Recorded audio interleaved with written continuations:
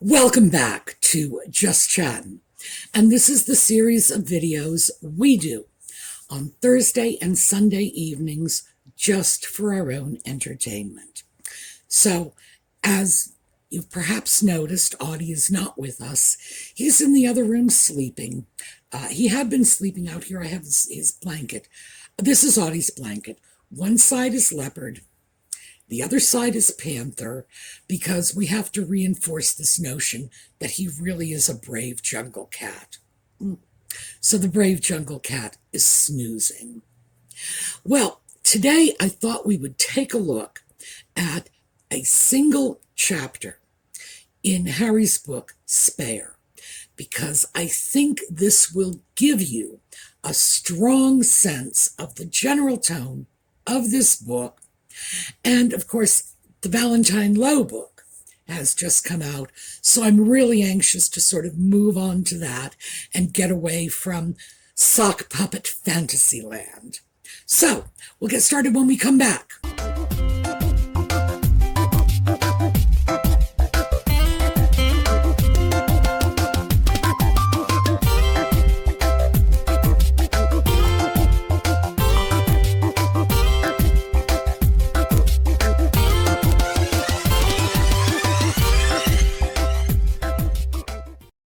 So the chapter we're going to take a look at today is the one that deals with his crazy, naked Las Vegas party, if you want to call it that. And we're going to let Harry tell the tale in his own way, in his own ghost-written words, but I'm not willing to let it stand. So, yes, there's going to be some serious critiquing going on. And we're going to start with the fact that when this all takes place, it's 2012. And Harry was just about to turn 28 years old. So, let's let the princeling take it away. Chapter 49. My mates came to me and reminded me of the plan. The plan? You know, Spike. The plan. Oh, right, the plan. We talked about this before, months earlier, but now I wasn't sure. They gave me the hard sell. You're going to war, staring death in the face. Right, thanks. You have a duty to live. Now, seize the day. Seize the carpe diem. Okay, what? Carpe diem, seize the day. Ah. So it's two ways of saying the same thing then. Vegas, Spike, remember, the plan. Yes, the plan. But seems risky. Seize the day. Got it. I'd had an experience recently that made me think they weren't altogether wrong, that carpe diem was more than empty words.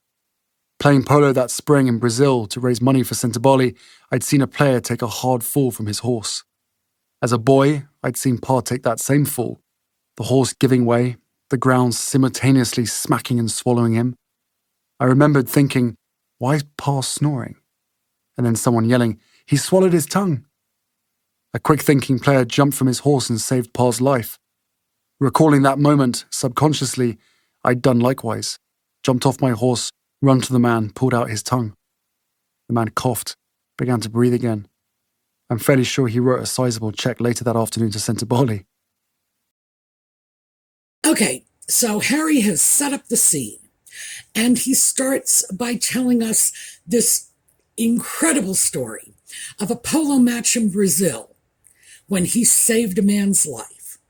Now, I did some research on the story, contemporary accounts of what happened. And, oh, by the way, they're in the video notes, so, read for yourself. Apparently what happened was a polo player was injured, fell off his horse. Harry jumped down, went over, and offered assistance. Now, and that's all there is to it. Really. At the time, even though people were saying, oh, wasn't this wonderful of Harry? That's all he did. He didn't save the guy's life. But of course now, to hear Harry tell it, oh yes, apparently the man wasn't breathing. Well, that's news, and it's going to be news to CBS, who did repeat the original story at the time. Now, this smacks very much of Nutmeg's Procter & Gamble story. I wrote a letter and I changed the world. Well, yeah, she wrote a letter. Her father said so. We don't even know if anybody ever read it. Did it change anything? No, of course not. But she took that one ridiculously simple little act and suddenly turned it into a world-changing event. Harry, now to his credit, got off his polo pony and went over and offered this man assistance. I'm not trying to take anything away from him for that. This was good. He deserves applause. Applause, Harry. But does he deserve a medal? Did he save the man's life? No. This is clearly a rather significant exaggeration. Now, we're going to go from here to Las Vegas, and I'm going to cut out a rather lengthy passage in the book because it's boring, frankly, and it's not germane to the point. So we are going to pick up just before this Naked Harry debacle takes place, just so you can hear how it went down in his own words. Around 2 a.m., we went back to our suite. My mates invited 4 or 5 women who worked at the hotel to join us, along with 2 women they'd met at the blackjack tables. Soon, someone suggested we play pool, and that did sound fun. I racked the balls, started playing 8-ball with my bodyguards. Then I noticed the blackjack girls hovering. They looked dodgy. But when they asked if they could play, I didn't want to be rude. Everyone took turns, and no one was very good. I suggested we up the stakes. How about a game of strip pool? Enthusiastic cheers. Okay, so the part I edited out, just in the interest of full transparency, was Harry wanted a tattoo. They went to Las Vegas. They stayed in a Las Vegas hotel suite that Harry described as palatial and makes a point of saying he knows what palatial means. It's like, good Lord. The man is comparing a hotel suite on the Vegas Strip to Windsor Castle. Something's definitely amiss in his thinking. And then he says, we're going to go off and we're going to play pool.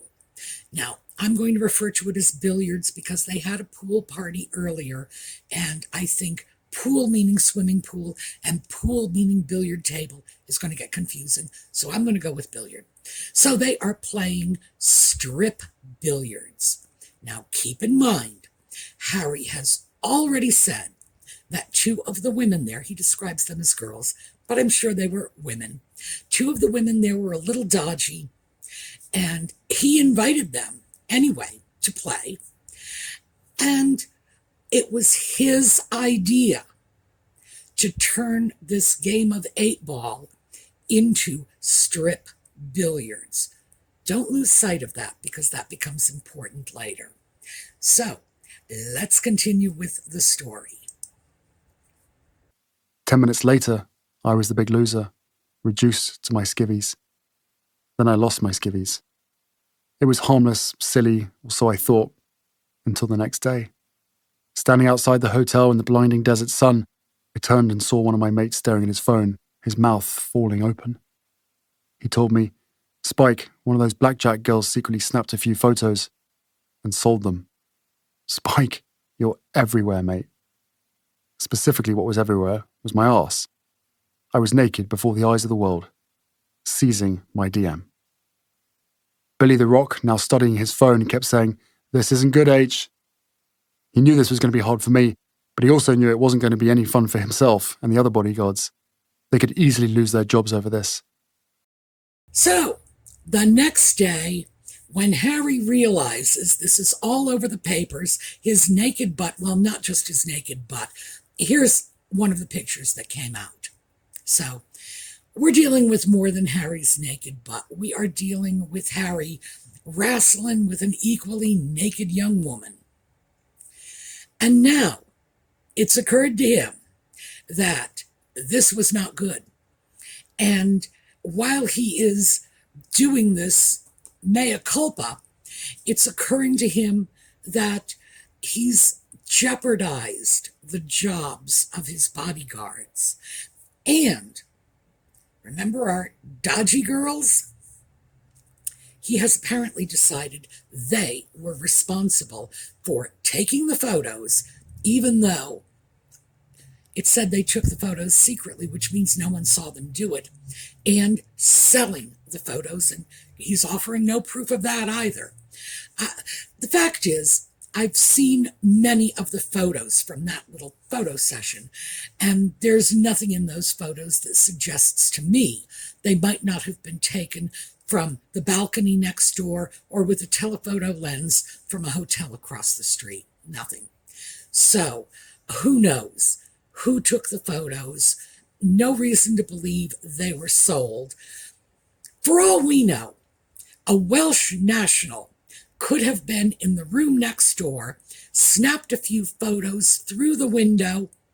It's Las Vegas, the windows may well have been open, and handed them for free to anyone who wanted them, simply because Prince Llewellyn would have approved. The fact of the matter is, people have hundreds of reasons for doing what they do. And unlike Harry's narrow-minded view of the world, not all of them involve money. Not all of them involve gain. And there could be many, many reasons for this, including the fact that the blackjack girls could have felt ill-treated, could have snapped a few pictures and handed them to the media in retaliation for being treated like tramps.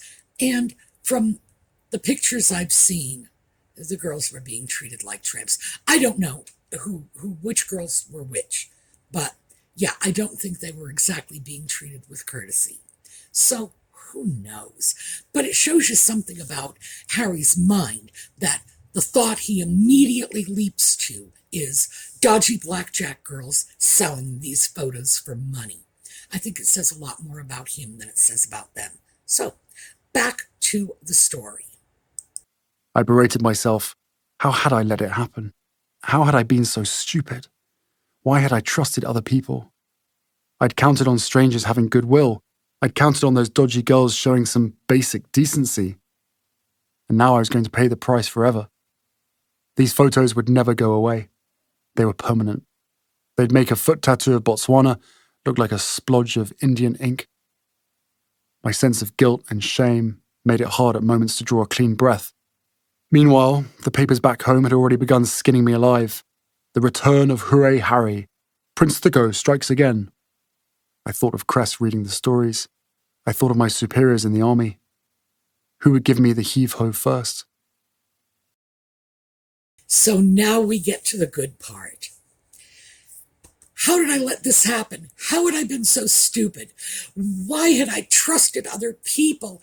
I had counted on strangers having goodwill. I'd counted on those dodgy girls showing some basic decency. Well, he seems to be forgetting that the whole idea of involving these girls in the pool game is like his. He invited them. He was the one who escalated the situation by turning it from a game of 8-ball to a game of strip billiards. We have pictures indicating he wasn't keeping his hands to himself. And he's claiming they lacked decency. He's not taking a lick of responsibility for this. It was so reminiscent of Uncle Andy's interview. Remember that? Well, if you don't, let me just refresh your memories. So, Andrew said publicly, but at the time I felt it was the honorable and right thing to do, and I admit fully that my judgment was probably clouded by my tendency to be too honorable, but that's just the way it is. Poor, noble Andrew, caught hoisted by his own petard of honorability, and Harry, his nephew, hoisted by the petard of his own kind and trusting nature, his own belief in the goodwill of others. These are people, and I'm beginning to think it's some sort of family trait, or maybe it's just a spare thing. People who simply won't accept responsibility. And when they do beat their breasts, it's, I failed because I'm too good. I'm just too trusting, too honorable. That's my failing. Yes. Do they really think people buy this? Well, apparently so. Let's go back to the story. While waiting to find out, I fled to Scotland, met up with my family at Balmoral. It was August and they were all there. Yes, I thought, yes. The one thing missing from this Kafkaesque nightmare is Balmoral, with all its complicated memories and the pending anniversary of Mummy's death just days away. So, we finally drag Mummy in. Now remember, she has not been in this chapter at all, which is very atypical for the book. But, of course, she is in the chapter because, well... It's a moral imperative. And then Harry uses the word Kafkaesque. Okay, anybody think he knows who Franz Kafka was? Anybody think he's ever read anything by Kafka? Anybody think this is a meaningful reference for him? This is a person who admitted he didn't even know what carpe diem meant, and the way he's using the word suggests to me he still doesn't, that he still thinks it has something to do with his Todger, but apparently he thinks everything has to do with his Todger. So, in the interest of fair play, I'm going to let Harry finish up this chapter, and we'll come back at the end. Soon after my arrival, I met Pa at nearby Birk Hall. To my surprise, to my relief, he was gentle, even bemused. He felt for me, he said. He'd been there, though he'd never been naked on a front page. Actually, that was untrue. When I was about 8 years old, a German newspaper had published naked photos of him, taken with a telephoto lens while he was holidaying in France. But he and I had both put those photos out of our minds. Certainly, he'd felt naked many times before the world, and that was our common ground. We sat by a window and talked for quite a long time about this strange existence of ours, while watching Birk Hall's red squirrels frolic on the lawn. Carpe diem, squirrels. Okay, so Pa, who Harry has been telling us for 2-3 years now, is the victim of some sort of genetic pain and is trapped in the royal life, and he was a cold and distant father. You know, Charles doesn't come off as cold and distant to me. He really doesn't. He comes off as a very bad parent, but not from the point of view of someone taking Harry's side. If you're going to take Harry's side, then Charles was a wonderful parent. But if you're going to be objective about it, Charles was a terrible parent. His son is 28 years old in a foreign country behaving like this, and he was caught. Still, no consequences, no accountability. His dad doesn't even say, "Damn it, I'm ashamed of you. Why didn't you think? You're in a foreign country, like it or not. You are representing the British Crown. Don't behave like a prat." Nothing like that. And of course, we finish off the chapter with the Carpe Diem squirrels, which I think, in fact, is an open invitation for the squirrels to come along and grab his Todger, because that seems to be his interpretation of Carpe Diem. Good Lord. The reason I chose this particular chapter is because it is absolutely typical of the entire flow of the book. Harry discloses things we already know. Very few new disclosures here, and the few disclosures that we might say are new are probably fabrications. He does, and I will give him this, when he says his life was like the Truman Show, yeah, he's had a very public life. There's very little he can throw out that we haven't heard at least something of before. So he throws out these stories, and he reframes them. They're all designed to put the blame on somebody else, to absolve him of any responsibility for any of his screw-ups, and just shift the blame, but at the same time say, but I'm so sorry. You know, you're not genuinely sorry if you won't accept responsibility. And that's one of the things I think comes out really clear in this chapter. We got a 28-year-old man who's behaving like a frat boy, and I have just done something I never thought was possible. I have insulted the judgment of drunken frat boys. Whoa, what is the world coming to? He actually makes frat boys look responsible. Why? Because he's 28, and your average frat boy is somewhere between 18 and 22, right? He should know better. This is how he behaves, and still no responsibility. No problem, it was just a silly little nothing, until the evil media got a hold of it and plastered his butt all over the front pages. And Harry discovered the hard way what every mother in this electronic age tells her little girl, which is, if you don't want to see it on the internet, don't freaking do it, because it'll make it there. Things have a way of coming out. Everybody's got a camera on their cell phone. You don't want to see it on TikTok? Don't do it. And it's a lesson Harry apparently hadn't learned at 28. I don't imagine he's learned it now, because, yeah, what can I say? This is not the brightest bulb in the box. So, that's what I have for you today. The Valentine Lowe book has come out. I have my copy, looking forward to getting into it. So, I'm hoping we can shift the focus from Harry's ridiculous fantasy over to something a little more credible. I've heard Valentine Lowe on interviews. He seems like a very responsible and intelligent man, so good heavens, am I looking forward to that as a great change of pace.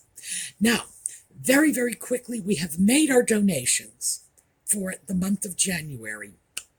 We had a total of about $370, roughly. That's US. And it was divided a third. And 1/3 has gone to PTSD resolutions. That's £100, or approximately $125, almost $130 with the currency transfer fees. Australia Zoo, which I can pay in US dollars, got $125. I'm still waiting on the Western Australia RuCare people. And if they can get back to me, their PayPal button wasn't working, which means I need to get in touch with them to do a donation. If we can do it electronically, great. If we can't, I will take that remaining $125 and divide it evenly between the Australian Zoo and PTSD resolutions, because this is how we've agreed to deal with that money. So, any donations coming in between now and the end of February are going to be going to the charity we designate for February. And what I'd like to do is, once again, put at least some of the money, and I'm just going to say arbitrarily half, over to PTSD resolutions, because I would like to try to help fill that void until Trevor's channel is being monetized again. So, that's what we got. I'm going to take a look at a slideshow on the way out. Have a terrific day. Oh, and don't forget to let me know in the comments where you would like to see the charity donations going for February. I came across one that is dealing with a rescue of pets that have been afflicted in the war in the Ukraine. If you like that, we can go ahead with that. So, but let me know, where do you want it to go? February. All right. Have a terrific day. I'll see you all next time.